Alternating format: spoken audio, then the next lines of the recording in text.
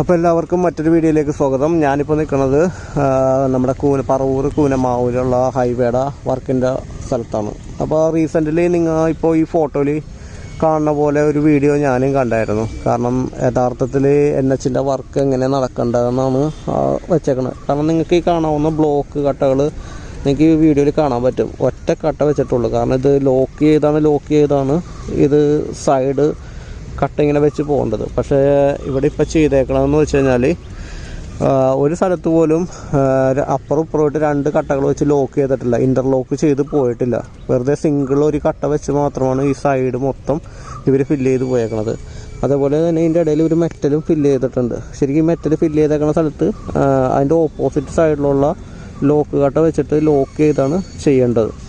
ഇതിൻ്റെ എന്താ പ്രശ്നം എന്ന് വെച്ചാൽ നമ്മുടെ നാട്ടിലെ മഴയും കാര്യങ്ങളൊക്കെ വന്നു കഴിയുമ്പോൾ ഓട്ടോമാറ്റിക്കലി വെള്ളം ഇതിൽ ഫില്ല് ചെയ്ത് കഴിഞ്ഞാൽ ഈ കട്ട ഏതെങ്കിലും ഒരെണ്ണം തള്ളിപ്പോയി കഴിഞ്ഞാൽ അറിയാലോ, നമ്മൾ ഇതിക്ക് മുമ്പ് കണ്ടിട്ടുള്ളതാണ് പല സ്ഥലത്തും ഹൈവേ മറിഞ്ഞു പോയിട്ടുള്ളത്. അപ്പോൾ ഒരുമാതിരിപ്പെട്ട എല്ലാ സ്ഥലത്തും ഈ രീതിയിൽ തന്നെയാണ് വർക്ക് ചെയ്യണത്. അപ്പോൾ നിങ്ങളൊരു 10 പേരെങ്കിലേക്കും ഈ വീഡിയോ എത്തിക്കണമെന്ന് വിചാരിച്ചിട്ടാണ് ഞാൻ ചെയ്യണത്. എനിക്ക് തോന്നുന്നത് എറണാകുളം ഭാഗത്ത് മാത്രമല്ല, കേരളത്തിലും മിക്ക സ്ഥലത്തും ഇത്തരത്തിലുള്ള രീതിയിലാണ് വർക്ക് കംപ്ലീറ്റ് ചെയ്തേക്കണത്.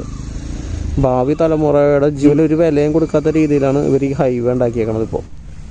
ഞാനിപ്പോൾ കൂനമാവ് ഫ്ലൈ ഓവറിൻ്റെ ഇപ്പുറത്തെ സൈഡിലാണ് നിൽക്കണത്. ഇവിടെ ഫ്ലൈ ഓവറിൻ്റെ അപ്രോച്ച് റോഡും കാര്യങ്ങളൊക്കെ അതെ ഈ ലെവലിലായിട്ട് നിൽപ്പുണ്ട്.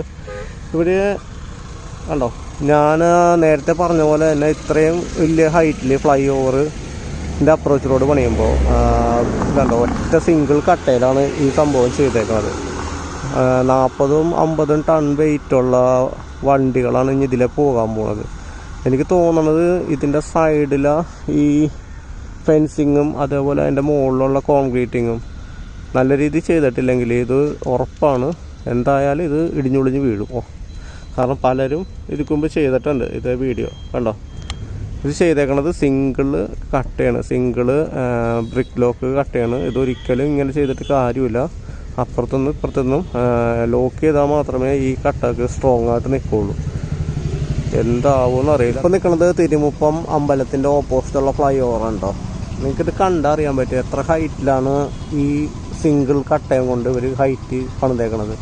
കാരണം ഞാനും ആ വീഡിയോ കണ്ടപ്പോഴാണ് എനിക്കതിൻ്റെ ഭീകരത മനസ്സിലായത്. കാരണം ഇത്രയും ഹൈറ്റിൽ ഈ ഇത്രയും വെയിറ്റുള്ള സാധനം സിംഗിൾ കട്ടയിൽ ആരെങ്കിലും പണിയോ, അതായത് ലോക്ക് പോലും ചെയ്തിട്ടില്ല ഇവർ.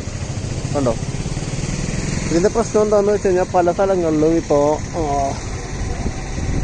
അവിടെ കണ്ടോ പല സ്ഥലങ്ങളിലും ഇതേപോലെ പുല്ലും മരങ്ങളും കാട് സാധനങ്ങളൊക്കെ പിടിച്ചു തുടങ്ങിയിട്ടുണ്ട്. അപ്പോൾ എന്താ സംഭവിക്കാന്ന് വെച്ച് കഴിഞ്ഞാൽ ഇതിൻ്റെ വേരും കാര്യങ്ങളൊക്കെ അതിൻ്റെ ഇടയിൽ കൂടി ഇറങ്ങിയിട്ട് ഇതിന് ബലക്ഷയം ഉണ്ടാവും.